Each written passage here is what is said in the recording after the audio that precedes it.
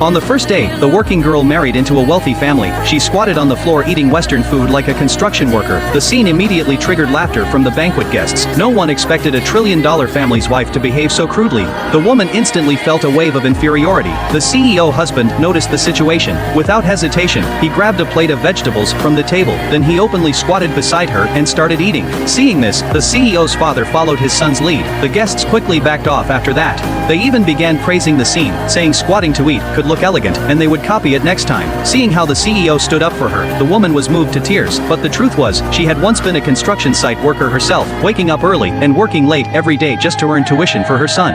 Meanwhile, the trillion-dollar CEO had never been able to find a wife. His father constantly pressured him to marry and have a grandson. One day, the CEO visited a construction site. There he saw the girl's gambling addict father and her brother bullying her. Out of kindness, he chased the two men away. Then he approached the mother and son and asked if they were willing to act in a play with him. He promised to pay them $100,000 after it was done. Faced with such an unbelievable opportunity, the mother and son agreed, so the CEO brought them home. Just as the old master was about to scold him, the little boy suddenly jumped into his arms, calling him grandpa over and over. When the old man saw the boy's face, so similar to his son when he was young, all suspicion disappeared instantly. The second aunt then turned her attention to the woman, relentlessly questioning which noble family she came from. The woman had never seen a scene like this before and became extremely nervous. Luckily, the little boy was clever.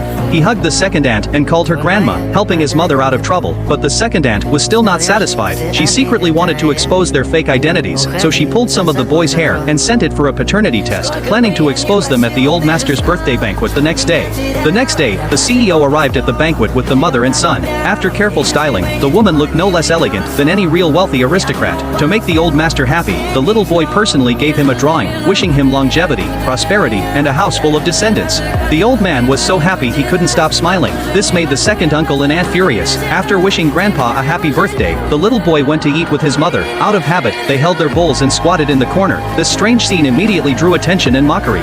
However, what the CEO did next was incredibly heartwarming. The mother and son were deeply moved, and the guests who had mocked them quickly changed their tune to praise. The second uncle could no longer stand it. He stepped forward and accused that the little boy was not the CEO's son, and the woman was not from any noble family, just a working-class girl. He said they had already arranged a paternity test, and the results would arrive soon. Hearing this, the old master flew into a rage and slapped the CEO hard across the face. The second uncle angrily accused them of being frauds and demanded they be sent to prison. Hearing this, the little boy was so scared he clung tightly to his mother. Seeing this, the old master scolded the second uncle, saying he should not bully a child. The second uncle tried to keep explaining.